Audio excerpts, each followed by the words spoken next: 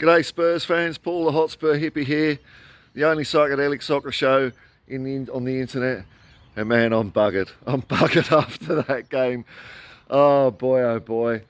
Where do we start with that? The game has just literally finished, so got to get some thoughts together. Look, the first half wasn't good. Man City were awesome in that first half. It was one of those games where it just looked like they had more players on the pitch for some of it. Although, having said that, when Son scored that opening goal after a few minutes, I was surprised the neighbours didn't call the cops on me. I was quite excited about that. It was beautiful. From Brian Hill making a good decision. Then I think it was Kulu, beautiful ball out of Son, and Son beat his man and beat the keeper. It was a great finish by Son. Well done, Son. He keeps his record up against Manchester City. But the first half, man, we were, as well as Man City being good, we were sloppy. We were giving the ball away a lot. We weren't passing it well. We were labouring the point on the ball. A number of times we were kicking it off as well. That was just doing my nut in. That was. So at the end of the first half, where Manchester City, just like us last week against Villa, could have been quite a few up. They hit the woodwork twice. I was thinking, let's see what happens in the second half. My hope was that Manchester City would run out of puff a bit. That didn't happen, but something else more interesting happened. You've got to be humble in football. It doesn't matter if you're the treble winners. I think I've got a bit of schmutz on my lens there. Let's clean that up a bit. Yeah, no, it's just cloudy and overcast, bad lighting. You've got to be humble in football. And there were two lessons about that in the second half. Manchester City just looked, I don't know, they looked like they'd finished the game. They were thinking of going home, playing a bit of FIFA on the TV, and Spurs punished them for it. We started playing a lot better.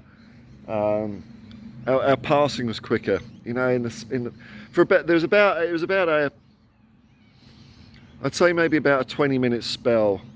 Where it was almost Man City came out looking so, I don't know, that it took about maybe 5 or 10 minutes for Spurs to start thinking, hang on a minute, they've gone a bit here. They've gone a bit here. There's chances, and then Spurs really did play some nice football, a couple of players I was annoyed with. I was annoyed with three players mainly. I was annoyed with Basuma, Lo Celso, and Kulu. But then Lo Celso just shut me up with a great shot. Keeper got a hand to it, but look, we're very lucky over here. Just walk over to this other side. The sun's rising. How nice is that? The sun's rising over on the buildings. You can see the buildings shining orange in the distance.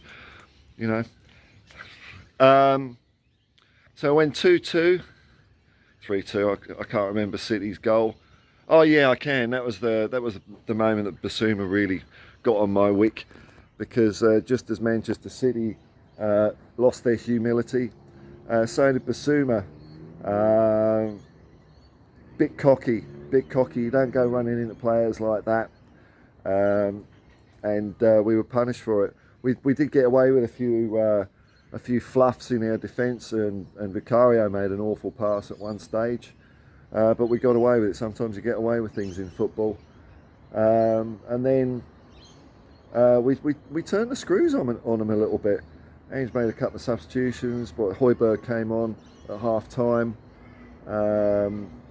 Then Skip was on for someone, I don't know. Skip did all right. Skip blocked a Manchester City attack right near the end there, so that was worth him being on the pitch just for that. And then the equaliser, that was a good Spurs goal, and I was annoyed with Kulusevski during that game, because man oh man, he'd run up to that touchline and not cut it into the box. It was infuriating me, man. The number of times he'd go up there and he'd kind of run himself into a corner. He'd get two Manchester City players on him, and then he just passed it back out wide, and it's like, oh well, you know, that's the attack gone. But then, you know, Cooley redeemed himself with an awesome bundled in goal, which I thought there was going to be a VAR check on that one, man. It looked offside to me. I don't know what lines they're drawing, but he looked a little offside to me. But we got away with it. And then right near the death, I don't know. The referee had a bit of a brain fart. There's a foul on Haaland. He played play on. There's a ball that went clear through to Grealish. He was onside. And then the whistle blew for a free kick. It's like, oh, hallelujah. Oh, dear. And a 3-3 result is a damn good result, let's face it. It stops our losing streak.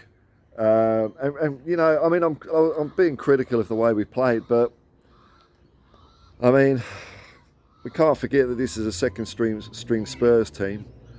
And they stuck to their guns. We didn't start going in our shell. It's just that when we were trying to, you know, the moments that we were good is where our football was paying off. And the moments we looked bad is where, I mean, a credit to the players, they were trying to do it, but they were just losing the ball or kicking it off. Birds are waking up, sun's coming up. It's a dawn of a new Tottenham. Well, Romero's back next week anyway, something to look forward to. So at least I think we can be happy. I'm happy with, even though Manchester City really outplayed us in the first half, we didn't go the easy route out of it. We still we kept on playing out from the back, cocked it up a few times, but we didn't go the long ball right until there was about like 30 seconds on the clock to go. Vicario just hoofed one up there.